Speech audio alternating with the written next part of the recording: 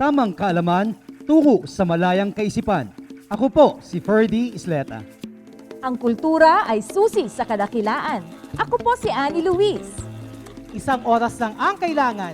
Ako po si Renena Peñas at ito ang Padayon Presents the NCCA Hour.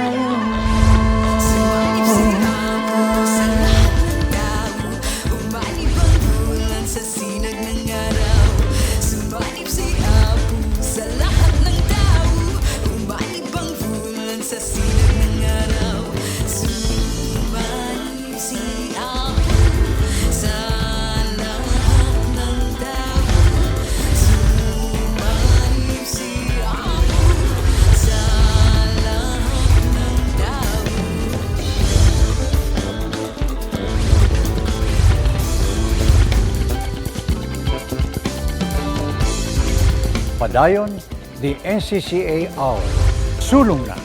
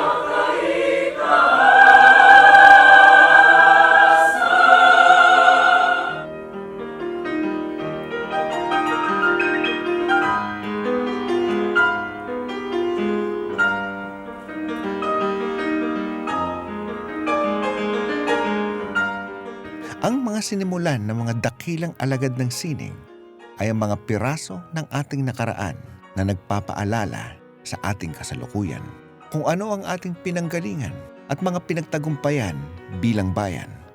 Ang pagdadakila at pagbibigay halaga sa mga ambag, sakripisyo at pag-ibig na ilinaan ng mga haligi ng ating kalinangan ay siyang susi at magsisilbing gabay sa kinabukasan ng ating kahusayan bilang isang bayan, bilang mga Filipinong mamamayan.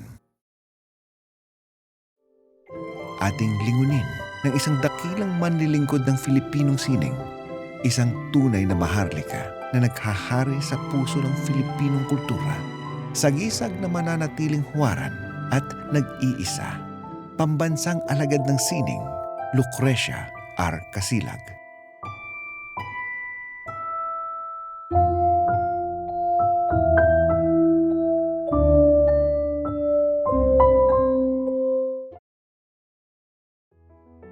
Sa nakararami, kilala si Binibining Lucresia Kasilag bilang Tita King, isang palayaw na tumatak di lamang sa kasaysayan ng Filipinong sining at kultura, kundi pati sa puso at alaala ng hene-henerasyong mga artista sa bansa at sa buong mundo. Ang kanyang iba't ibang bahaging ginampanan bilang kompositor, guro, dalubhasang sining, pinuno, at tagapagtaguyod ng mga layunin at adhikaing pangkultura ay kanyang buong pusong pinaglingkuran at ng buong katapatan. Ang kanyang buhay na ipinagkaloob at pinagkaisa sa tungkulin ay hindi matatawaran at kailanman hindi malilimutan. Si Kasilag, ang masasabi ko, siyang original Filipino music. Kasi ang music niya, pinagsama-sama niya yung more than 7,000 islands natin na tinawag na Pilipinas. If I may quote the book, she is an artist for the world who brings the East and West together. Ikatlo, sa 6 na anak na mag-asawang Marshal Kasilag Sr., isang respetado na distritong enhinyero at Asuncion Roses, guro at violinista solfegyo. Si Lucresia Kasilag ay isinilang noong ika-31 ng Agosto taong 1918 sa San Fernando, La Union. Lumaki sa tahanang may pagpapahalaga sa talino at talento. Natural na nalinang ang kakayahan ng mga magkakapatid sa larangan ng sining at akademiko. Noong sila ay maliliit pa at sa family nila ay meron silang rondalya at si Tita King ang gitarista. Silang lahat ay pinag-aral ng musika ng kanyang ina at tinuruan silang magpiano at solfeggio hanggang sa ito na ang kanyang napiling career. When she was composing, it was usually she does it early morning madaling araw siguro mga 1 or 2 a.m. Then I would hear her on the piano, tung tung tung nga. So, yung sabi ko, naku, nagko-compose si Tita King.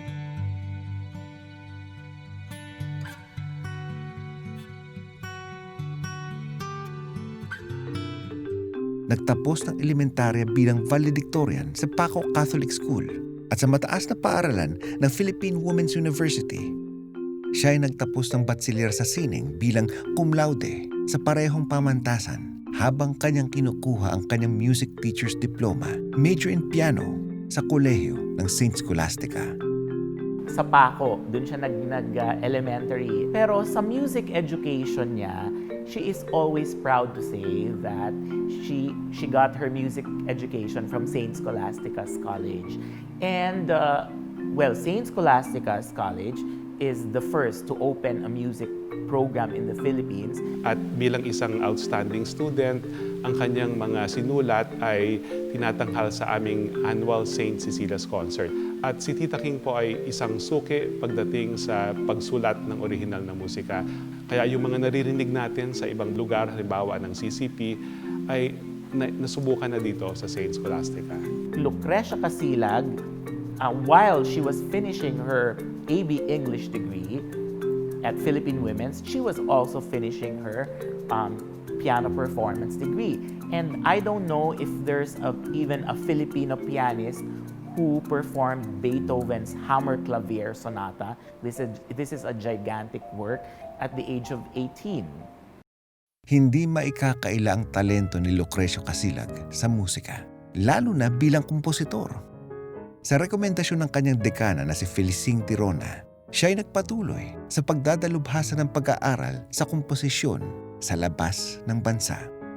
Sa ilalim ng Fulbright Scholarship Grant na ginawa ng Eastman School of Music University in Rochester, nakamit ni Lucrecia Kasilag ang kanyang Master of Music degree, major in Music Theory and Composition. Bukod dito, siya rin ay ginawaran ng mga honorary doctorate degrees ng Centro Escolar University, Philippine Women's University, at St. John's University, New York. Nung nasa Eastman siya, sinasabi niya na siya ay naging assistant music theory professor doon. At kinukwento rin niya yung kanyang mga experiences sa kanyang teacher sa composition na si Dr. Wayne Barlow. The early style of Kasilag is highly influenced by French romantic music, Impressionism in particular, no? Bago siya lumipad patungo sa Eastman School of Music sa New York. After that ay nagbago ang kanyang estilo. At pinagsama niya kung ano ang kanyang nasa damdamin niya at kung ano ang napag-aralan niya dito sa kanyang eksperyensya bilang isang manunulat ng musika o kompositor. And then, siguro mga late 50s and then onwards, na-discover niya na yung Asian aesthetics. Hinalo niya yung kanyang Western background at saka yung Asian elements, Filipino elements. Niluto niya yon at yun yung tinatawag niya na East-West style. Nung panahon nung gera, nagtayo siya ng Philippine Conservatory of Music kasama ang kanyang yung dean dati si Dean Felicing Tirona. Naging mentor din ni Tita King yon. Paham sa larangan ng kultura at respetadong pinuno, gayon din ang pagpapahalaga para kay Binibining Lucresia Kasilag sa akademya. Ang kanyang mga naiambag para sa pagpapatatag ng musika at ng kultura sa kabuuay, pinagtibay at mas pinaglalim. Kanyang iniangkla sa larangan ng edukasyon, ang pagsisinop at preserbasyon, pagsasaliksik at pagsusuri ng mga pag-aaral na may kinalaman sa kalinangan ng bayan. Even the current UP Music Dean, si Dean Vern de la Peña, he mentioned that it was Kasilag who paved the way for Jose Maceda to be an ethnomusicologist. Dinala ni Kasilag si Maceda sa Mindoro at doon nagsimula, nag-research sila ng music. In fact, in 1946, when after the war, Kasilag first taught at the UP Conservatory of Music. She encouraged her students to collect music instruments, collect their folk songs. Ang pagsubok siguro ay yung tinatawag niya na Dhaka experience. Dhaka kasi sa Pakistan ito. It was in the 1950s or 60s. And then, na-invite sila na mag-present isang cultural presentation. Bawat bansa sa Asia ay nandun at sila ang delegasyon mula sa Pilipinas. Now, nung sila na ang magpe-perform, ay nag-request siya ng piano. So sabi ng mga organizer, walang piano dito. Dahil ang piano ay isang Western instrument. It's not an Asian instrument. So, after no experience na yun, ito ay isang parang enlightenment sa kanya na oo nga naman, kailangan tayong Pilipino, meron tayong sarili natin na instrumento or sarili nating identity. Pag tayo ay nagre-represent ng bansa natin, ito ang nag-udyok sa kanya para saliksikin ang Philippine music, ang Asian music. Noon pa man, nasa diwa o damdamin na niya ang katutubo. At hindi siya nakukontento sa kanyang kaalamang natutuhan sa kanluran. Kung kaya, ang ginagawa niya, pinaglalangkap niya ito. Kumbaga, bilang pambansang alagad ng sining, sa tingin ko, ito ang kanyang ambag sa musikang Filipino, sa musikang pandaigdig. Ang kanyang talino at talento na malalim na nagliliwanag sa disiplina at dedikasyon ay ilan lamang sa kanyang mga katangian na tunay na kahanga-hanga.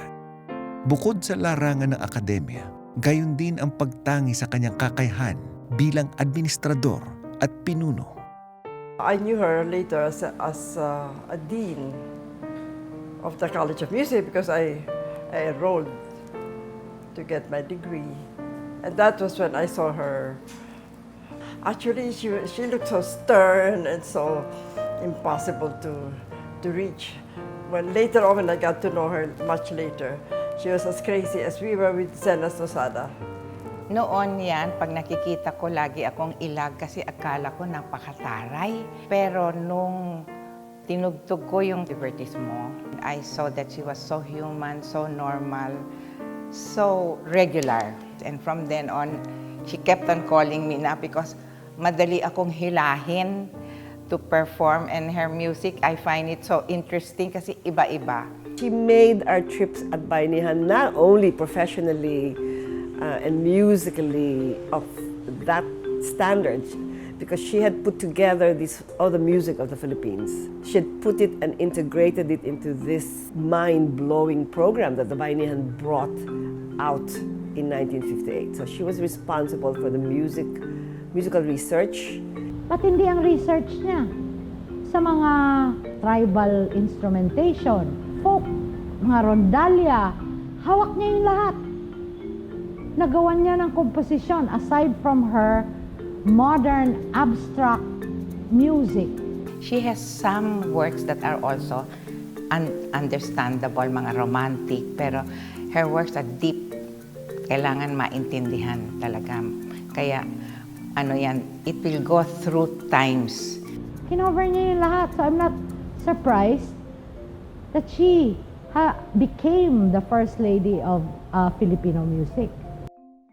Ang kanyang mahabang panahon ng panunungkulan bilang direktor pangsining ng pangunahing institusyong pangkalinangan ng bansa ay pinagsilbihan ng labis-labis na puso, panahon at katapatan ang sentrong pangkultura ng Pilipinas na siyang naging tahanan at konkretong muhon ng Filipinong kasiningan at kagalingan. Kapag nababanggit ang pangalang Lucresia Kasilag, ang unang sumasagi sa isip natin ay Cultural Center of the Philippines. Pero nung daw nga siya ang presidente ng CCP, her achievements in CCP basically instrumental to the rise of CCP as the premier arts institution in the country and Southeast Asia. And she built up this institution from the time of its inception, was inaugurated because she was part of the planning team up to 1986.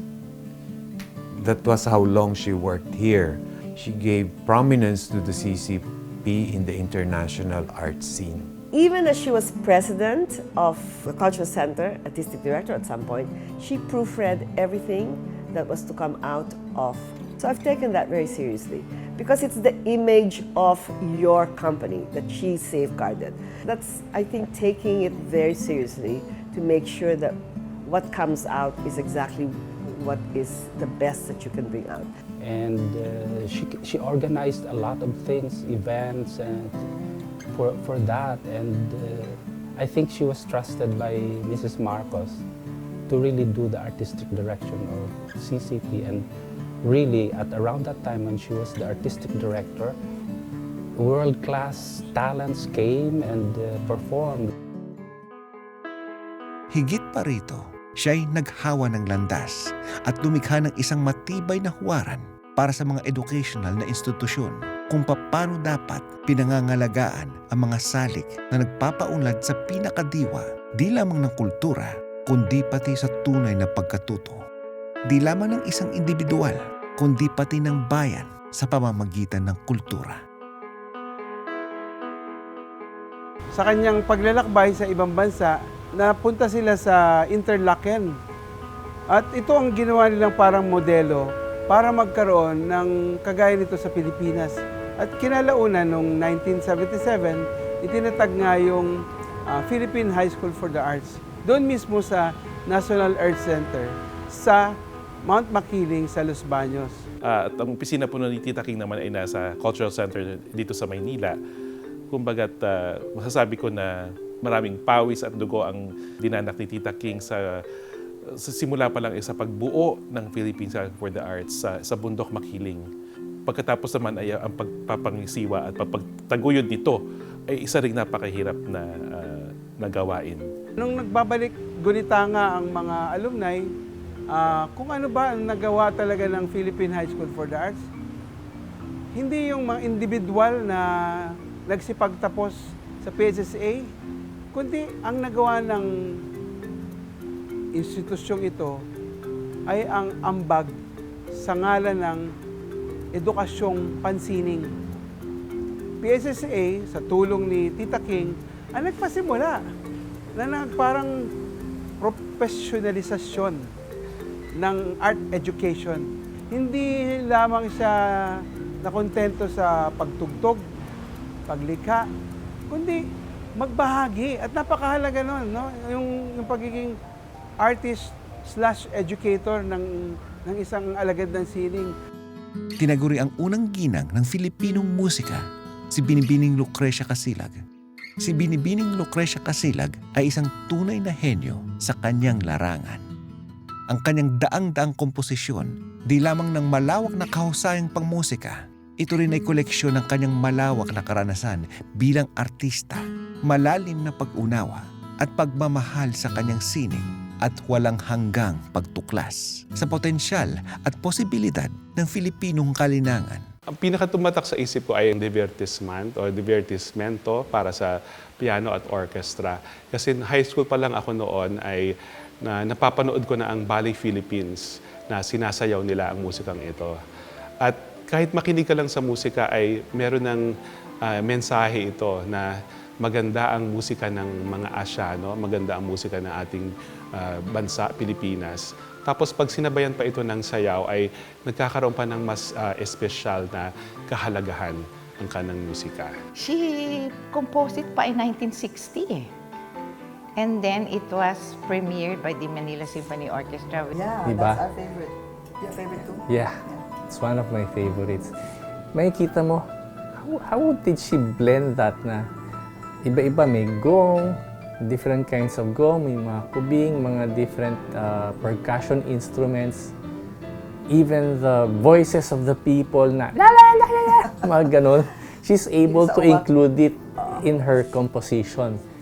And when you listen to it, it's very alive. Tutugtog yung soloist, biglang yung kulintang pala at yung tinutugtog na rhythm, singkil rhythm. So, pagdating sa concert stage, sabi nga ng mga taga Philippine Philharmonic Orchestra, nung nag-tour sila sa Europe, yung composition ni Kasilag ang pinalakpakan. Kasi sabi na, hey, this is Filipino. Sa Ang Sultan, kumbaga. No? So, ito yung palagay ko pinakakilala na para sa akin dahil napapanood ko noon yung performances na ito sa CCP na may kasamang orchestra at may mga indigenous Filipino instruments. No? So one of the more successful ones was choreography by Henry Karingal called Ang Sultan, which I think is one of the gems of Philippine dance repertoires. For Ang Sultan. And so, memoryado ko yan from beginning to end. Yung note for note. In all my choreographic works, she played a very important role in many of them. So we collaborated musically with Amada. We collaborated together on a piece called Bayanihan Remembered. So Tita King and I worked on that. We worked on many other things. Favorite ko actually yung Philippine scenes. These are sketches of Philippine folk songs. The orchestra is suddenly singing. Wala pang composer sa buong mundo ang napaisip nun. Actually, hindi lang singing. Yung parang may part sa huli na parang nag-uusap-usap yung orchestra. Ganon.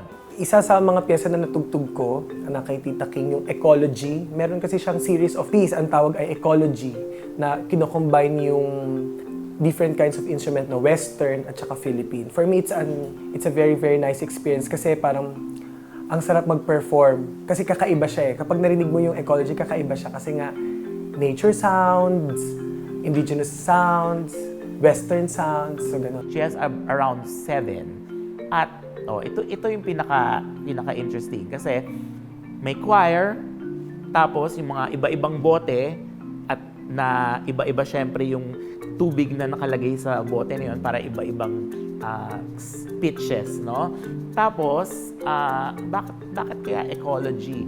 Kasi she was an environmentalist. So, syempre, yung pagmamahal natin sa nature ay she was able to express it through music. Ang number one advocacy namin noon ay, sabi nga ni Tito Odette, kayo ang mga artists for the environment. Weekly, maraming iba-ibang nagtutugtugan, pero ang pinaka-cool sa ginawa ni Tita King ay nag-compose siya ng rap. Ang basura, bow.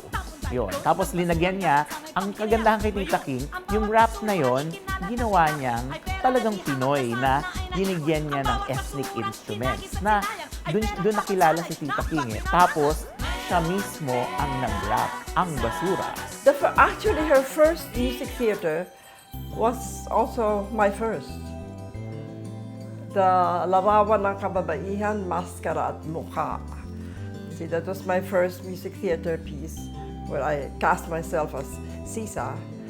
And then her last was also mine and hers. This one is so Asian that we staged it Asian style talaga. The musicians who played the composition were her musicians at the Philippine Women's University, the Asian Ensemble. Si Tita King hindi lang as a music composer. In fact, sa larangan ng teatro, marami siyang collaborations with Rolando Tino. Sa larangan ng sine, yung Waywaya by F. Luceno and then directed by Lamberto Avellana, ang gumawa ng music si Kasilag. You know, I just saw the movie Waya. I went there principally to see what the music she provided, scoring. Oh my gosh, she was already using all this kalembang, as the First Lady used to call it, mga kalembang. Sa larangan ng poetry, syempre, no, kay Rio Alma, merong isang composition na for choir, Kung Maaari Sana. Jose Garcia Villa, reading of the poem, ginawa ni Tita King collaboration with her music. Ang kanyang mga pinangungunahang programa sa loob at labas ng bansa para sa pagpapalawag ng sining at kultura at pagtataguyod ng mga makabuluhang layunin ay tunay na lumikha ng bantayog na ehemplo ng isang magaling na pinuno at kulturang bisyonaryo. Isang ehemplong ipinamalas ni Binibining Lucresia Kasilag. Nakakatuwa ang career ni Tita King kasi she is beyond politics. Okay? Nakilala siya ng mga tao, akala ng mga tao na dahil kay Imelda Marcos, kaya siya naging sikat. Pero actually, hindi totoo yun. Kasi before Imelda Marcos, sikat na siya. One time, ewan ko kung bakit hiningi ko ito. Hiningi ko sa kanya yung kanyang CV. And her secretary gave me her CV. Ganyang kakapal. Ay, sabi ko, bakit ganito kakapal naman ito? My God, ang dami-dami niyang organizations. She was president of this, secretary general of this. Not only here in the Philippines, but also abroad. In fact, vice president na siya ng International Society for Music Education. She already founded the Asian Composers League. In fact, the League of Filipino Composers, she was president for more than 50 years. And din sa brand of excellence, no? Siguro yung pag-uwi niya from Eastman, from the States, I guess she inspired a lot of Filipino musicians also. And the fact that she gained respect sa mga Filipino composers. And di ba nabanggit ni Jonathan na she was the president of the League of Filipino Composers for so many years. Asian Composers League. Asian Composers League. Piano Teachers Guild of the Philippines. She made friends with international musicians also. So she also became internationally known, not just here. Her greatest contribution also is she organized the Asian League of Composers. Before that, wala. And because of that organization, all these Asian composers, the budding ones, were given a chance to compose and have their works performed. One of her pet projects is Namsha. So it's really training and discovery, training, nurturing of young Filipino musical artists, which I think, because it's still alive now and doing well, is one of her great legacies. Her advocacy is linkages with our neighbors in Asia, in Southeast Asia, etc. And she spearheaded those. And she was very well respected in the Asian music and art scene.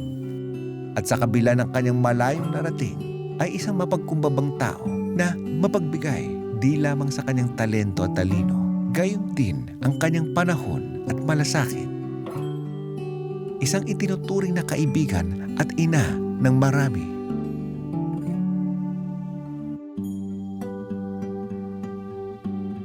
A loving and lovable artist, music artist. Parang ako noon natuwa sa kanya. So parang gusto ko siyang i-hug noon. Kaso masyado siya mataas. So hindi ko siya ma-hug. Friendship with her was 3 stages. First as a scared, cowering student, you know. And then the second phase, I was her experimental singer. I was her guinea pig. She tried all this contemporary modern. And then the third stage was when we were practically contemporaries, where she was already kind of deaf. She started to get deaf. And she could still see, but just blurred. And then I became much older than she was, taking care of her. She couldn't see anymore. She could barely pronounce the words that she would want to say. That's when she composed the last opera. Ay, she's very helpful. Pagka nakikita niya, when it comes to studies, pag pinakikita niya may talent, gusto niya i-hone yun hanggang tumubo ang talent, kailangan palalabasin. Tita King is one of the women who has been a great model and a great inspiration for me in my life. I first met her as a young girl running up and down what was then called College of Music and Arts. In a way, she continued my learning experience from my mother and my father, but I have these strong women, prominent women in my life, and Tita King, I would say, would be the second one to my mother. As I heard it from Fides actually and from other musicians, she's very motherly. Hindi siya masyadong nagagalit. Magagalit lang siya talaga kung puno na ang salo, parang ganon. Pero usually, she just explains things and she doesn't shout. She doesn't scream. She's very calma. Nakita ko po na siya po ay very generous pagdating sa artists. At sabi niya, gawin mo ang lahat para maging proud kami sa inyo. So ganun po, malaki ang kanyang tiwala sa kakayahan ng artistang Pilipino. At isa pang binili niya sa amin na kahit na po ang inaaral namin ay Western o pangkanduranin na musika, sabi niya, huwag mong kakalimutan ang sarili nating musika. Una ko siyang nakita, nasa stage ako ng sa Rizal Park, yung concert at the park yata yun. Tumutugtog kami, andun yung gongs namin, andun yung Joey Ayala at ang bagong lumad. Kapaa kami, ganyan. And then it started to rain. So the people started to leave. Tapos, pagtingin ko sa audience, may isang tao na hindi umaalis. Nakapayong, nakapikit, nakaganyan, gumaganyan-ganyan. Sino kaya yun? So, nalaman ko later, si Tita King. Ano siya, para siyang na-hypnotize. Nakaganyan lang siya. Uulan, lakas na ng ulan, wala ng tao. Yung kalahati ng entablado, basang-basa na. Pero may tao doon na hindi umaalis. Di kami nag-usap noon, but just knowing that she did not leave even during the rain. One characteristic of Tita King that if you see Tita King wearing the certain color of the day, then you would know what day it was.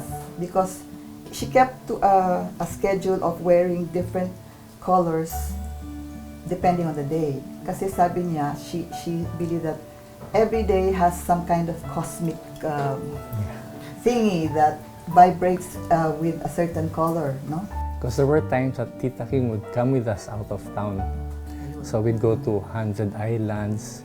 And then mamaya-maya nandun na yan sa beach, kukuha ng bato. Tok, tok, tok, tok. Tapos hanap na ibang bato. Tok, tok, tok. Parang yun pala, she was trying to listen to the different sounds of the rocks, of the stones. So, ganun siya. She finds music everywhere she goes. And she would collect those stones. And not just stones, the shells. Actually, Tita King was an avid collector of stuff. Anything and everything. She would have bato-bato. She would even collect chicken wishbones. You know the chicken wishbones. Wishbones. She would collect those and put them in a container. Naku, ang dami-dami. She was a pack rat. Hindi nila alam, matakaw si Tita King. I'm sure even her nieces and nephews, no, they know that mahilig sa ice cream, mahilig sa putanesca.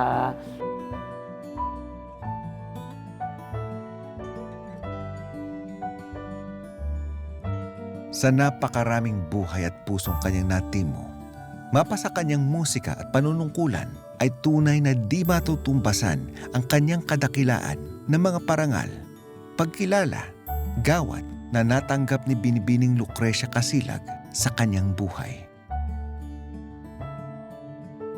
Noong mga 1960s, inawardan siya ng 2 beses ng Republic Cultural Heritage Award sa kanyang obra na ang title ay Misang Pilipino at Toccata for Percussion and Winds. So ito ay ginawad sa kanya bilang pagkilala na isang magaling na kompositor na Filipino. In the 1990s, specifically in 1993, she was awarded by UNESCO the International Artist Award. So kasama niya dito sila Rostropovich, sila Jose Carreras, and she is the only Filipino na binigyan ng award na to. Mula sa malawak na oktaba ng damdaming kanyang malikhaing naisalin sa mga nota ng kanyang mga obra, mga katutubong ugat at kasaysayan na malinaw na ikinukwento sa bawat tinig, tono at tunog ng kanyang musikang pinanday. Bawat kulturang layunin at adhikaing pinagkampyonan, ipinaglaban at itinaguyod. Pagbubukas ng pintuan para sa Filipinong galing upang ito'y maisamapa sa sining ng mundo at paglalapit ng sining at kultura sa bawat Filipino. Ang buhay ni Binibining Lucresia Kasilag ay kanyang inialay ng buong buo at buong puso.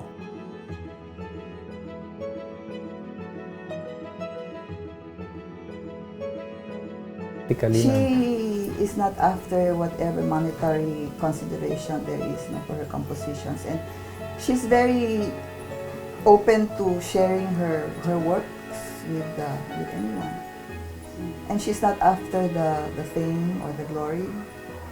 And I believe that she knows that it's a God-given talent that she wants to give back to the people, especially the Filipino people, especially when it comes to the ethnic and her cultural creations. Kasi it's something that she wants the world to learn about. The richness of Philippine music, the richness of the different ethnic instruments. Kaya lang nga, unfortunately ngayon, I think medyo nawawala eh. But lately, with these centennial celebrations, I feel it's gaining ground, the appreciation for ethnic music. Definitely nahanap ni Tita King ang Filipino-Asian, ang Filipino identity. Bakit? Kasi hindi lamang siya nag-compose para lang sa music instruments. In-explore niya ang world of dance, in-explore niya ang world of theater, in-explore niya ang Filipino literature, in-explore niya even the world of visual arts and all the art fields, even in film. She definitely explored everything that's Filipino, even in our own ethnic and indigenous folk art. Well, she gave us that wealth, that amazing wealth of her musical compositions, but she also put the Philippines on the map, because she was very well respected all over the world, but especially in Asia. She was always somebody that musicologists, composers, musicians looked up to. Mahalin mo yung gamitin mo, mahalin mo, pakinggan mo, enjoy what you have, and then teach. Because that is a way to get respect, a way to save your life, is to be known as a teacher. Yung halaga ka sa komunidad. Pero ang naririnig ko kay Tita King, pulso ng mga katutubong tunog. Pioneer siya ang nagbigay daan upang kilalanin natin ating sariling musika at isama dito ang ating napag-aralan sa kung saan mang bansa tayo nagpakadalubhasa. At pinapakita niya na ang ating musika ay pwedeng makipagtagisan sa musika ng ibang mga bansa, na dapat ito ay ating ipagmalaki. Unang-una, siya ang nagmulat sa atin, especially sa younger generation, sa kamalayan sa Philippine Asian music. Kung saan ang bansa natin ay talagang mas dominating ang Western tradition, isa siya sa mga vanguards or pioneers ng kultura natin. I think the reason why I resonate more to Lucrecia is because of her Asianness. Kumbaga, single-handedly, she carved or she trailed or blazed a path that was never passed before, or that has never been there. And for that matter, it's so admirable because she's a woman, she's a Filipina musician, and actually the first Filipina musician at that. She was funny, she was crazy, she was very talented. She knew, she had a lot of focus, she knew where she wanted to go, because she was one of the first to go into really Asian, Southeast Asian mode. Kagulat-gulat na dekada 50, dekada 60, dekada 70, yung pananaw niya, maaaring siya lang nag-iisip o kakaunti lamang sila nung panahon nung nakagaya niya. At nung pagkaraan ngayon sa panahon natin, marinig natin, aba, nagawa na pala yon ng mga Lucresia Kasilag.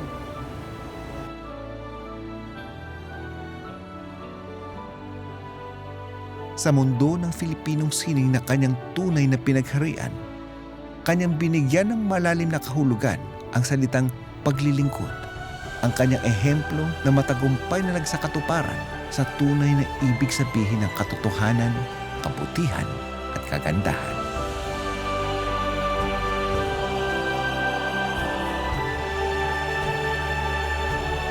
Binibining Lucresia Kasilag, inspirasyon ng kalinangang Filipino, pambansang alagad ng sining sa musika.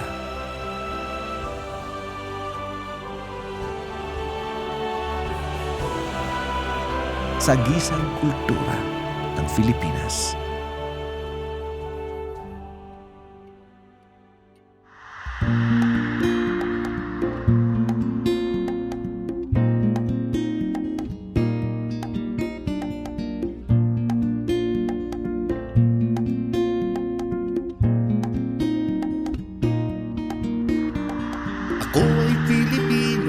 Lahing matapang, lahing matalino, nalakbay ko ng mundo. Walang unos o bagyo sa aking gugupo, lahi ng matatag.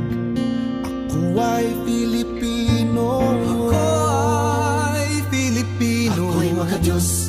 Ako ay Filipino. Ako'y makatao, saan man makarating, sino mang makapiling. Aangat ang galing habang buhay. Filipino. Filipino.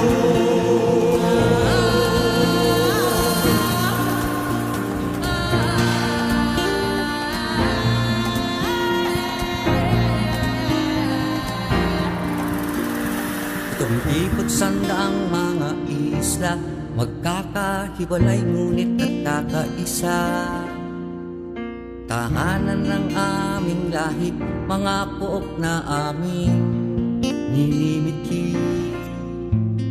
Puno ng kasaysayan, puno ng hiwaga. Sa mga lugar na ito nakatanim ang ugat ng pagka-Pilipino. Ako ay Filipino. Ako'y makadiyos. Ako ay Filipino. Ako'y makatao, saan man makarating, sino mang makapiling. Aangat ang galing habang buhay, Filipino. Filipino.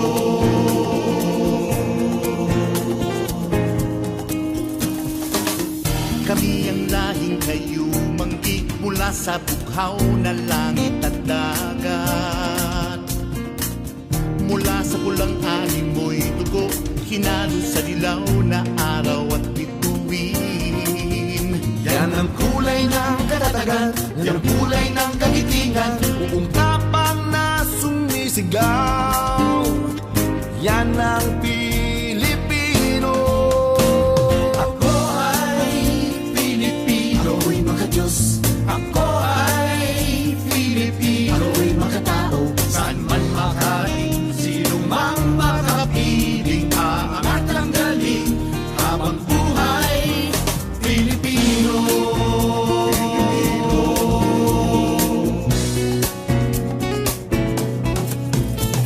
Ito may dala ng pagkakataon o sadyang binuot naging okasyon. Pagdiriwang ang aming kasiyahan, ipinagbubunyi ang kalayaan.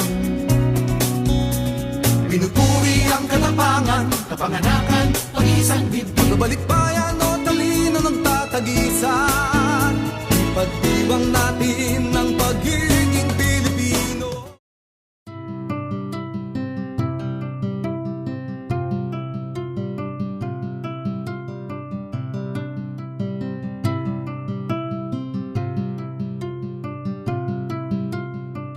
The Filipino year is marked by ritual and tradition.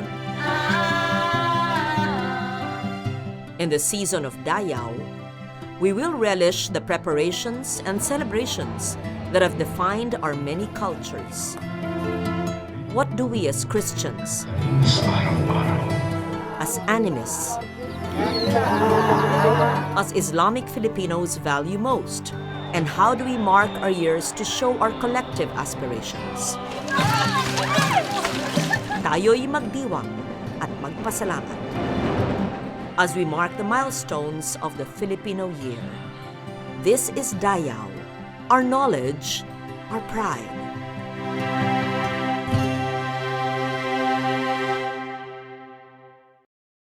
For me, one of the greatest tragedies of contemporary Filipino life is that fewer and fewer young Filipinos want to be farmers. Think about it. Our nation was built on the heritage of agricultural life, on a respect for the environment that nurtured good crops, on an entire system of knowledge that sustained life. The cycles of planting and harvesting nurtured not just human life, but all the forms of creative expression that dignified and enriched it. Ritual, music, chanted poetry, dance, and other forms of folk art, all intrinsically bound to the earth. On this edition of Dayaw, we take a look at the time-honored rituals of the harvest in different parts of Luzon. We hear the voices of scientists and agriculturists who have melded both science and folk wisdom, and of farmers who cling tenaciously to the traditions of the planting season. We will experience a life that is bound to the good earth, the very roots we cannot deny. In the postcard Pretty Views of Fernando Amorsolo and in the beloved folk song Magtanim Ay Di Biro, we see an idyllic, romanticized view of the farmer's life. We see the brilliant sunshine and feathery clouds, but we feel neither the intense burning heat nor the threat of flooding. We see noble, cheerful farm folk smiling, but we do not see their debt-ridden lives or the darker effects of feudalism. We hear the joy of communal planting, but we have never experienced the back-breaking work. These two opposing sides are bound together in the words and the work of one farmer in Nueva Ecija, the province known as a rice bowl of the Philippines.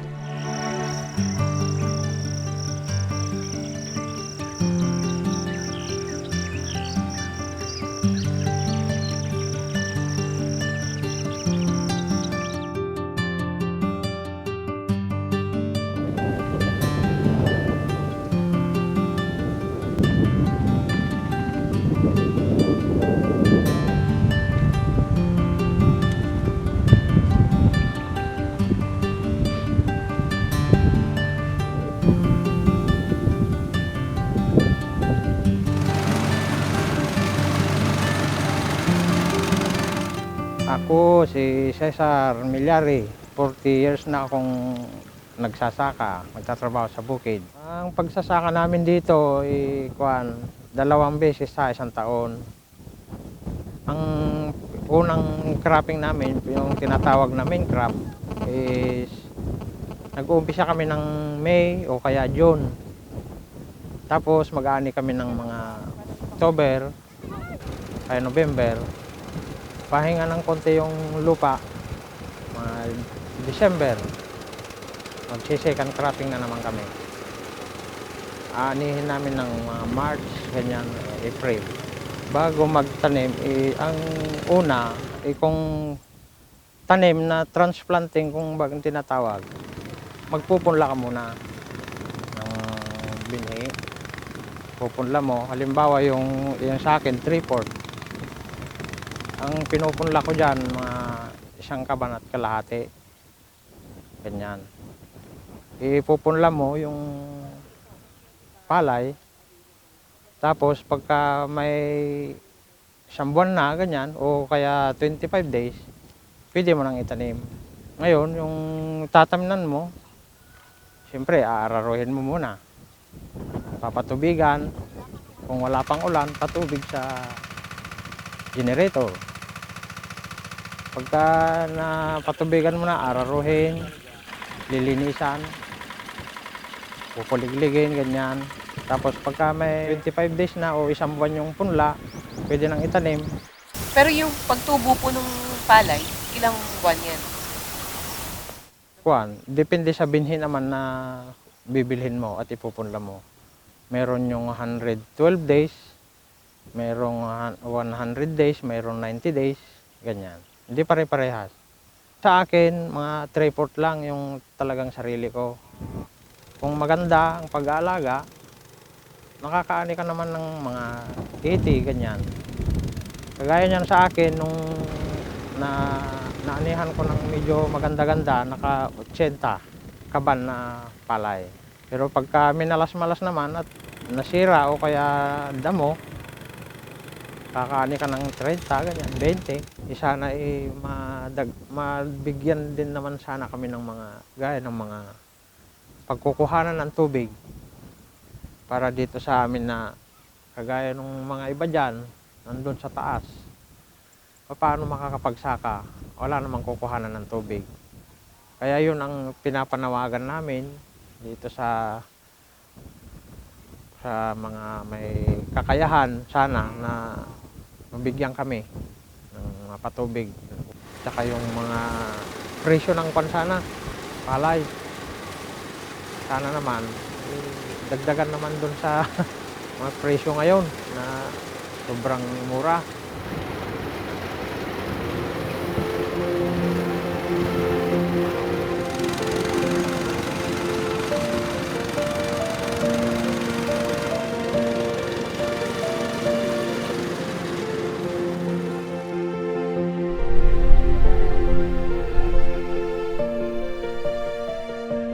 In the Philippine Rice Institute in Nueva Ecija, the traditions of farming and the harvest meet up with agricultural science. Sa Pilipinas, ang meron tayo ngayon sa ating koleksyon ay nasa halos 4,000 ang ating accession. So pag sinabi nating accession, ito yung mga sigurado tayong unique or kakaiba sa lahat. So nasa 4,000, halos 4,000 out of total lang 7,000 na accession natin dyan sa loob. So yung 7,000 na yun, na unique o kakaiba, ito ay binubuo pa rin ng traditional rice varieties, yung halos 4,000 at kasama rin yung foreign na kinolekta rin natin. How does a government institution help the traditional farmers level up while respecting the time-honored ways of Filipino farmers? Nagawa natin ang conservation, kailangan natin makipagkausap sa coordinator o yung mga nasa indigenous communities, lalo na kailangan natin ng mas makipag-ugnayan sa kanila dahil kailangan natin ipaliwanag na itong pagkokolekta natin ay may mahalaga sa kinabukasan din ng magiging kinabukasan ng kanilang lahi. So, ginagawa natin ito, after natin makipag-usap sa kanila, titignan natin kung ano yung mga available na traditional rice varieties sa kanila. pagkuha natin ito, mayroong kinukuha tayo na passport data. Ito yung parang minimum na information na kaugnay nitong mga varieties na to para mababalikan siya in the future. Tapos, pag nakuha na natin itong mga traditional rice varieties natin, dadalhin natin siya dito sa ating gene bank. So, ito yung tinatawag na ex situ conservation na maaaring short term at maaaring long term. So, yung short term, pwede natin siyang pag-aralan agad or gamitin ng ating mga researcher. Yung long term naman, ito yung pwedeng tumagal na naka-imbak sa negative 20 degrees for 50 or up to 99 years.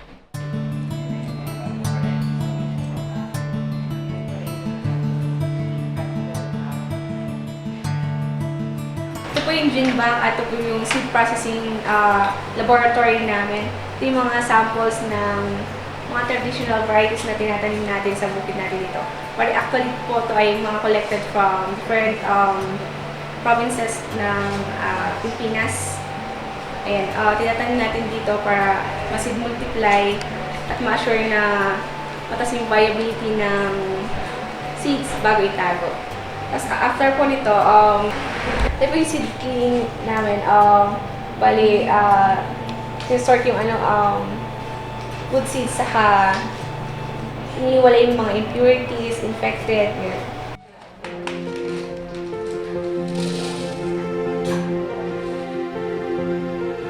Ito po yung aming long-term storage. Ang mga different varieties din po siya na mga palay, mga traditional, saka foreign varieties, saka may mga modern varieties na rin po nakatago.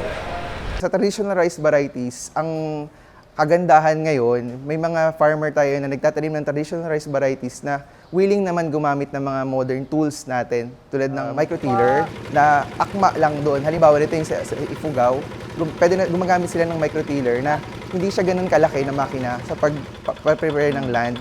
So, isa yun sa mga intervention na napapabilis yung pag-prepare nila ng land kaysa dun sa traditional nila na pagtapak lang ng pag-prepare ng land, which is mas matagal na process. May mga adapters na rin tayo na gumagamit ng micromill na instead na manual yung pagbabayo ng palay.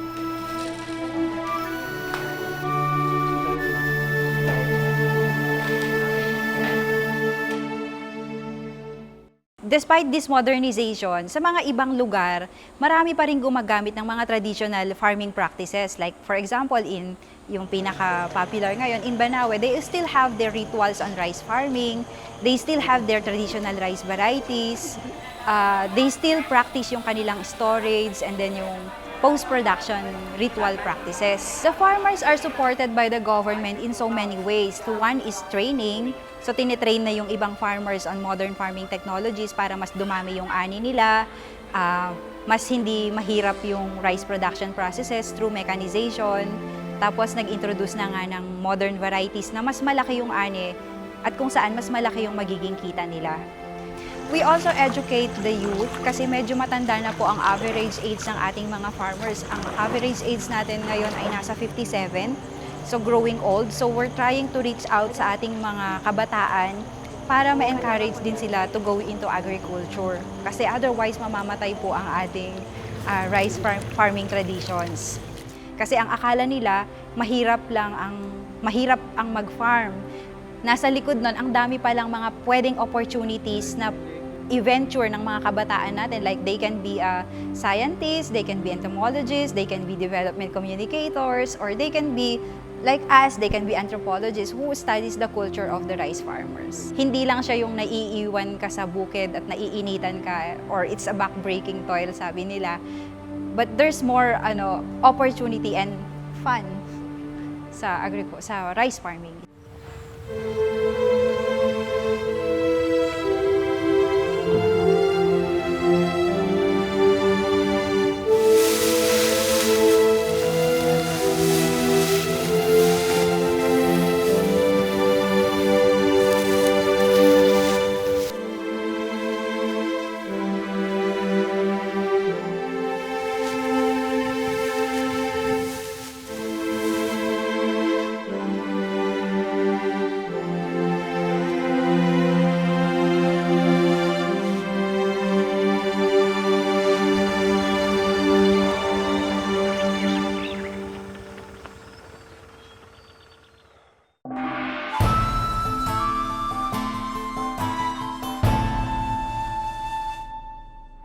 In the pahiyas of Lukban, the bounty of the fields and orchards become artworks in themselves, like the paintings of Amor Solo.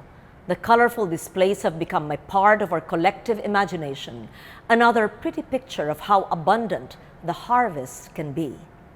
But the displays that so captivate our eyes are first and foremost a prayer of thanks to San Isidro Labrador, the patron saint of farmers.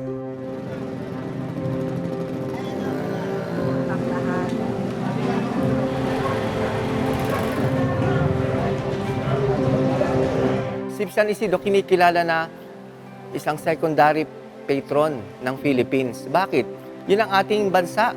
It is an agricultural country. Di kaya nga, kahit siya ay hindi Pilipino, siyang niyayakap natin.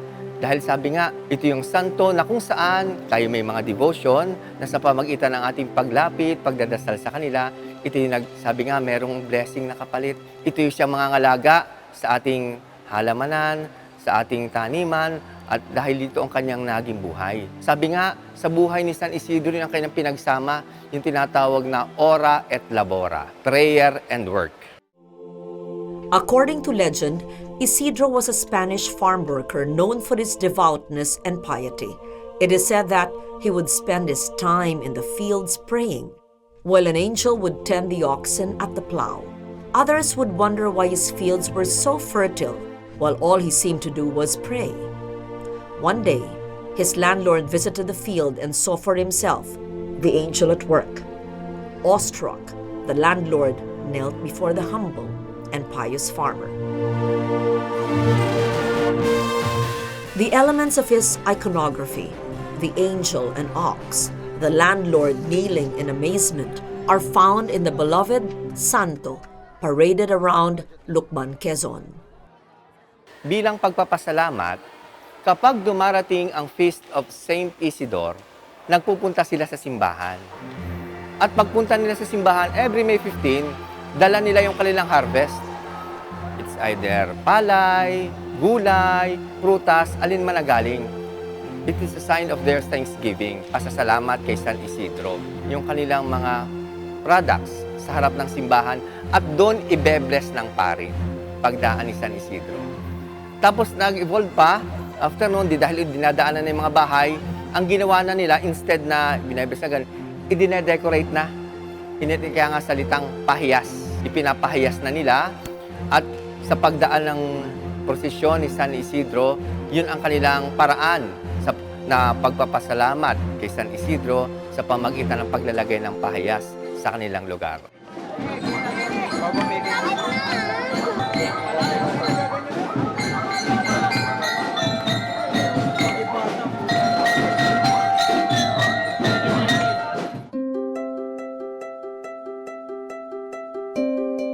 Ang history ng keeping making, nag-umpisa pa po yan nung panahon ng Kastila ng galleon trade. Ang isa pong lukbanin na sa pangalan ni Ginoong Juan Presencia, siya po isang culinary artist na gusto niya yung mga pagluluto. Nakarating po yan ng Mexico. At doon po niya nakita yung pagkain tacos ng Mexican. Kaya sabi niya, siguro pwede rin yun sa galapong sa natural na bigas natin sa Pilipinas. Kaya nung bumalik po siya ng Pilipinas, nag-invento po siya ng paggawa ng keeping sa pamamagitan ng galapong na giniling na bigas na nagresulta sa galapong. Ang original po ng keeping ay yung ginagawa po natin sa dahon ng saba. Nung maluto na po niya yung keeping at nakita niyang hindi niya kayang tanggalin sa dahon, pinilad niya sa araw nung maluto nung ibilad niya sa araw ang keeping na niluto niya, pumuputok ang keeping. Kaya sabi niya, at siguro hangin lang ang nagtutuyo dito. Kaya isinabit na lang muna niya ang keeping. Yun, doon niya na alaman na ang keeping pala hindi pwedeng ibilad sa araw.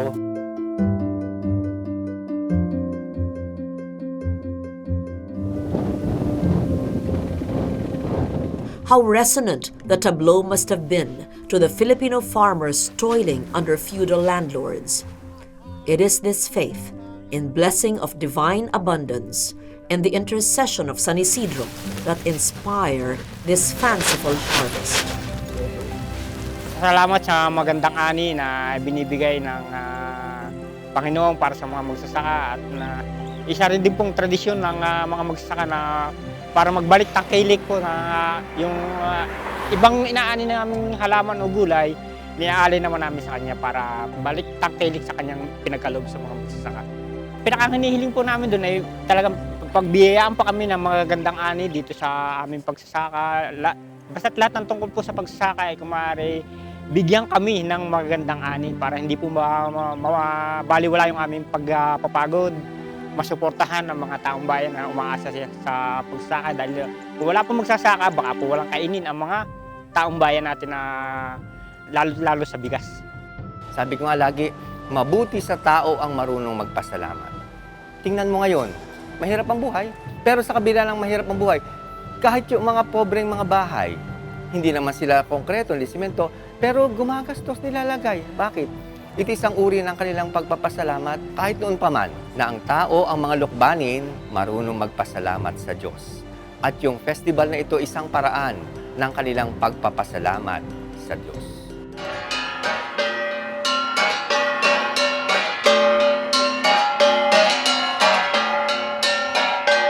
A lesser-known festival also closely related to the planting and harvesting of rice is the Imbaya Festival of the Ifugao. Like the pahiyas, it has roots in the agricultural cycle of a community.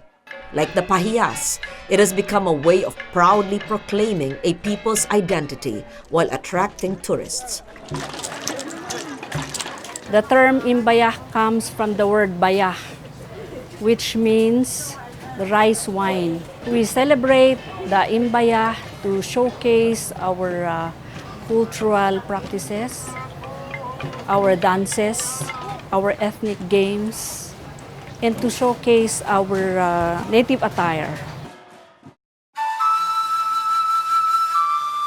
But far away from the festivities in the central town of Banawe, the back-breaking labor of maintaining the payo or rice paddies goes on. The Ifugao rice cycle is perhaps the most complex among Filipino traditional cultures. Each stage is marked by communal effort, by specific rituals, and by social responsibilities.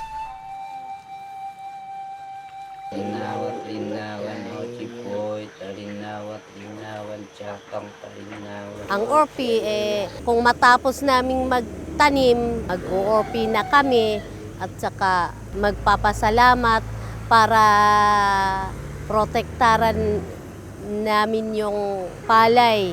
Kasi yung mga namin noon, old custom na sinasabi nung yung mga apo namin para ma-protektahan yung palay. Hindi kakainin yung mga daga, yung mga palay. Yan ang custom yung mga apo namin noon. Kaya hanggang ngayon, ipe-perform namin yung orpi na ritual na sinasabi. Humalupan ako niya na upoy mo.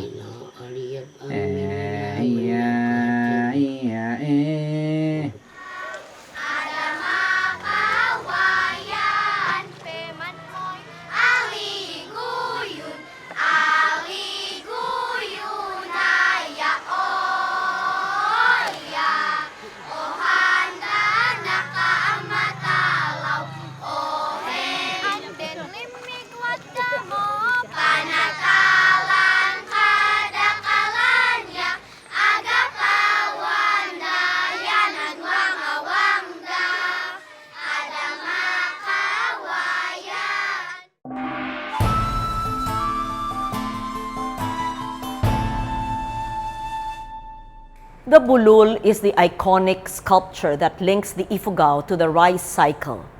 In this rare footage of a harvest in Baininan, the social structure and mythology of a traditional Ifugao society are revealed with the harvest as a backdrop. In traditional Ifugao society, the largest fields are owned by the Tomona. His fields are the first to be planted and harvested. His neighbors are also obliged to help him before they can plant and harvest their own fields. In return, the tomona is obliged to feed them and offer sacrificial animals. In Bayninan, David Candelario is a tomona, a position he inherited from his father. In this rare footage, the Mombaki of the village conduct the harvest ritual where the women work in the fields. Other women are busy in the open-air kitchens preparing food for the whole assembly. Then, just as the harvesters come in with the first sheaves of rice, the heirloom bulul of the Candelario family are brought down from the alang or granary. The bulul are brought down in a ceremonious manner, stopping at each step of the ladder, while the Mombaki chants a prayer for the bulul deities to descend from the sky world and join the harvest ritual in Bayninan. Then, the bulul are ceremonially adorned with a rice stalk earring, plucked from the new harvest, after which they bathed in blood and then offered skewers of meat from the freshly butchered pigs. All the while, life goes on. Ritual chanting, harvesting, cooking, feasting, a harvest in Ifugao blends the spirit world and the world of men, all set against an environment that is rough but forgiving of those who work it. The traditional values of agricultural society are based on a sense of devotion to the community. Without community, you cannot do agriculture. At the same time, in order to strengthen the sense of community, people find the need to be devoted to a higher being, like a sacred figure, like a patron saint. Because the more you become devoted to a higher being, like a patron saint, the more there's an organizing principle in the society. Now, with the patron saint as the object of devotion, people become organized. They develop a stronger sense of community that is necessary for agricultural work. This is the reason why agricultural societies have a very strong sense of community. You cannot tend the fields if you don't have patience, if you don't have diligence, if you don't have a great capacity for work.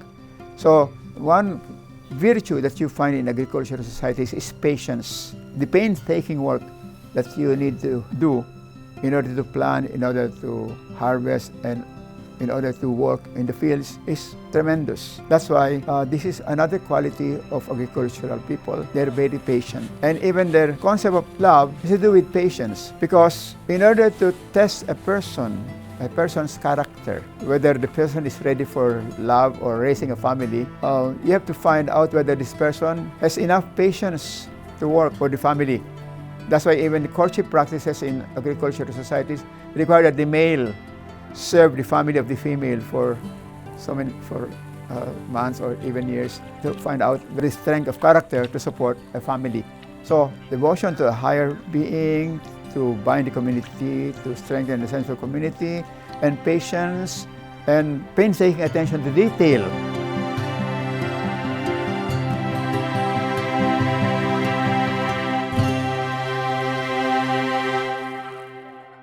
For many urbanized Filipinos, the traditional practices that attend planting and harvesting may seem so far removed from the so-called real life. But our roots in agriculture go deeper than we think, in the way we are suddenly more aware of our responsibilities to the earth and the environment, in the way we want our meals served with rice, in the way we are now so conscious about organic produce, about homegrown foods, in the way we all look forward to simpler, less complicated but focused lives. Binhi, pagtanim, pag-ani, all these are in our national DNA. We cannot afford to be ignorant or lose contact with the cycle of agriculture and what it represents. So much of Dayaw, our knowledge, our pride.